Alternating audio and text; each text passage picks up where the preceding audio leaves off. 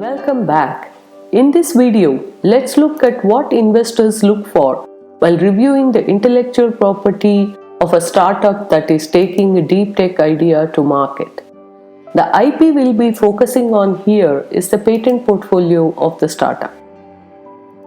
Before we dive into how investors evaluate patents, let's take a closer look at patents themselves.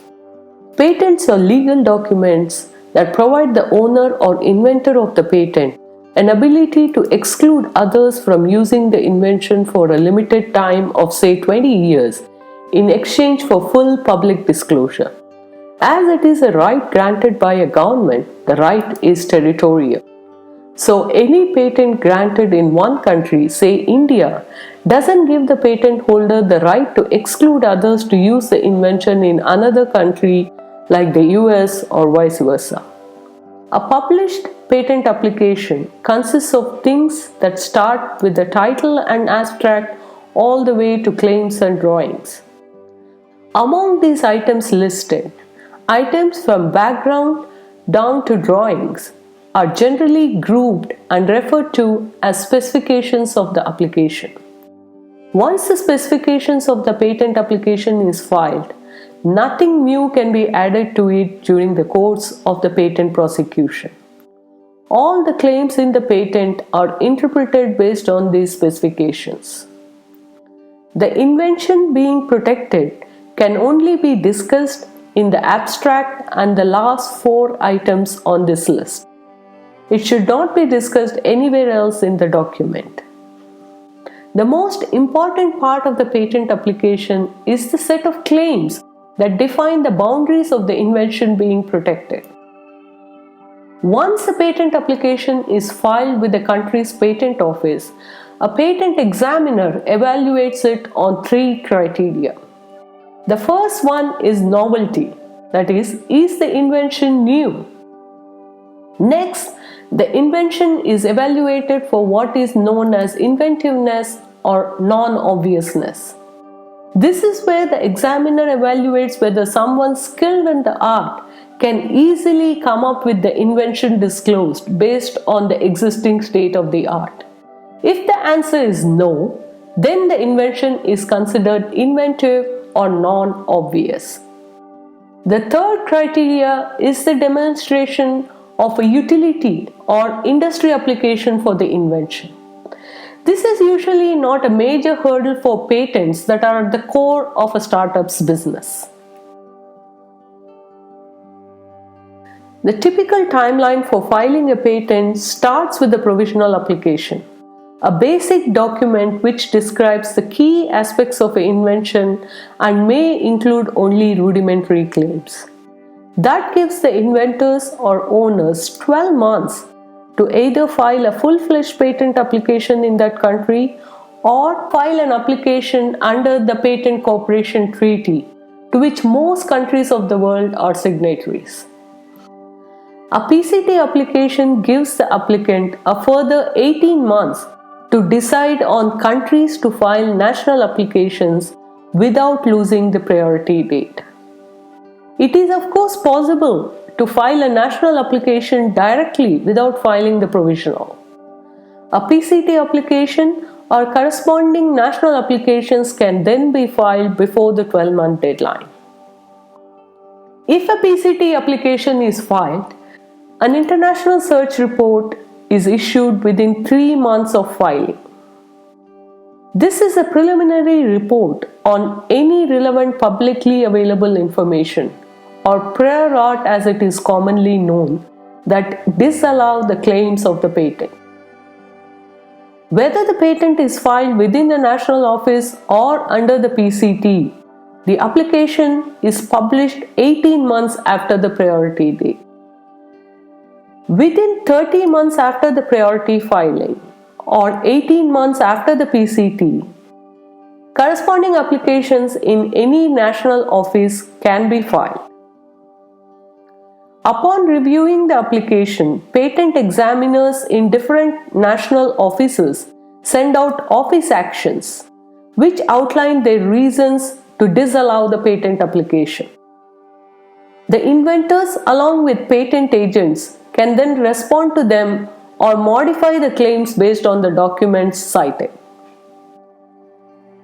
After this phase of patent prosecution, which usually lasts 2 to 3 years after the national filing is made, if the examiner is satisfied with these responses, the patent may be granted based on the latest modifications to the claims proposed by the applicants.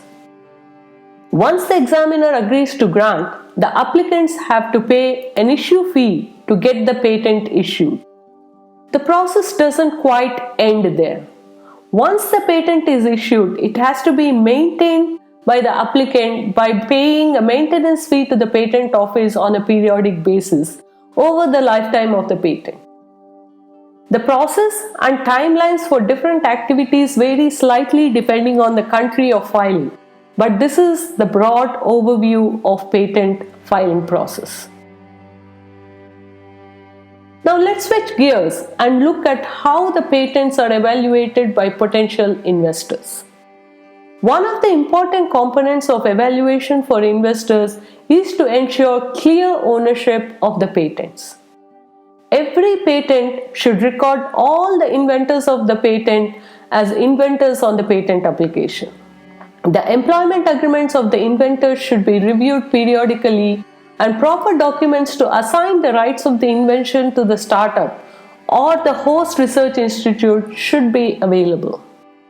Missing to record an inventor or not having assignment documents could provide a competitor an ability to circumvent the patent. All the data related to the invention, prior art known to the inventors, and correspondence between different parties over the many years it takes for patent prosecution should be properly documented. If the startup is licensing the technology from its host research institute, a full-fledged licensing agreement outlining all the terms should be signed. Any other agreements that led to the generation of the IP should also be reviewed for any potential issues related to ownership of the patents. Most investors who are investing in companies with significant IP will get a validity check done on patents even when the patents are granted. This is to ensure that the patents are not invalidated by competitors at later stage of company's growth. This involves checking prior art like patents, all forms of online and offline literature and journal articles to ensure that the novelty and inventiveness of the patent are upheld. The prosecution history, which is usually in public domain, is also examined along with the specifications to determine if the specifications are complete and if any new information was added during the prosecution that could potentially be used to invalidate specific claims in the patent. In general, the more number of claims a patent application has, the stronger it is. However, it's not just the number of claims in the patent that matter. The number of classification codes used by the examiner to classify these claims and the different types of claims made by the document are strong determinants of the strength. Since patent rights are territorial, investors will also check to see how well the geographical regions in which the patent is filed or granted aligns with the major markets of startups' business. The value of a patent isn't static. As it gets old, its value decreases, especially in areas which are evolving rapidly. In hot areas where there is a lot of patent activity, the likelihood of a patent getting invalidated is very high. So, the patent activity under different classification codes assigned to the patent has an impact on its value. As the patents age, issues like non-payment or late payment of maintenance fee are more likely to occur, and these will have an impact on the validity and value of the patent portfolio. As the patents age, a low number of forward citations, excluding self-citations, is another great indicator of the poor value of the patent. Another aspect of the patents that deep tech investors review is whether the patents held by the startup offer them freedom to operate. As we discussed earlier, patents give exclusionary rights. This means that it gives the owner the right to exclude others from using the invention disclosed in the patent document. As the startup tries to develop new products or processes or set up their operations, they might infringe on exclusionary rights of other patent holders. This would add additional cost to the startup, as it now has to either license these additional technologies or be open to lawsuits. This situation is a typical example of not having freedom to operate. This freedom to operate opinion is sought by investors for specific applications in specific geographies of interest. To summarize, here are the topics we covered related to fundamentals of patents and filing timeline. And here are the factors that investors evaluate to assess the quality of the patent portfolio for deep tech startups. Thank you.